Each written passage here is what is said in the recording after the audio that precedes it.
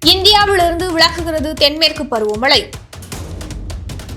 இன்று முதல் தமிழகத்தில் வடகிழக்கு பருவமழை தொடங்குவதாக வானிலை ஆய்வு மையம் அறிவிப்பு.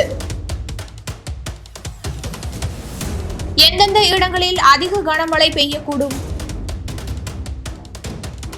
இதுகுறித்த முழு தகவல்கள் தெரிந்து கொள்ள உங்கள் தமிழில் பாருங்கள். இது தமிழர்களின் குரல். உண்மை, சமத்துவம், சமூக பொறுப்பு கொண்ட செய்திகளுக்கு உடனே சப்ஸ்கிரைப் செய்யுங்கள்.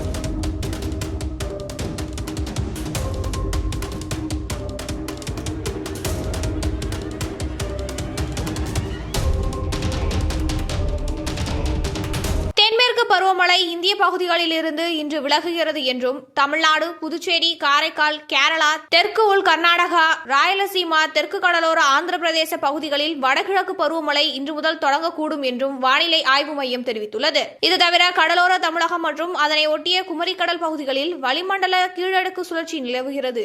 இதன் காரணமாக தமிழ்நாட்டில் இன்று முதல் 3 நாட்களுக்கு பெரும்பாலான மற்றும் அநேக இடங்களில் இடி மின்னலுடன் கூடிய பலத்த காற்றுடன் கூடிய மிதமான மழை பெய்யக்கூடும் எனவும் தெரிவிக்கப்பட்டுள்ளது. அதிலும் குறிப்பாக இன்று தேனி, தென்காசி, திருநெல்வேலி, ராமநாதபுரம் மாவட்டங்களில் கன முதல் மிக கனமழையும், கன்னியாகுமரி, தூத்துக்குடி, விருதுநகர், மதுரை, சிவகங்கை, திண்டுக்கல், திருப்பூர், கோவை, நீலகிரி, ஈரோடு, கள்ளக்குறிச்சி, விழுப்புரம், செங்கல்பட்டு, காஞ்சிபுரம், சென்னை உள்ளிட்ட பகுதிகளில் கனமழை பெய்யக்கூடும் என்றும் வானிலை ஆய்வு மையம் தெரிவித்துள்ளது.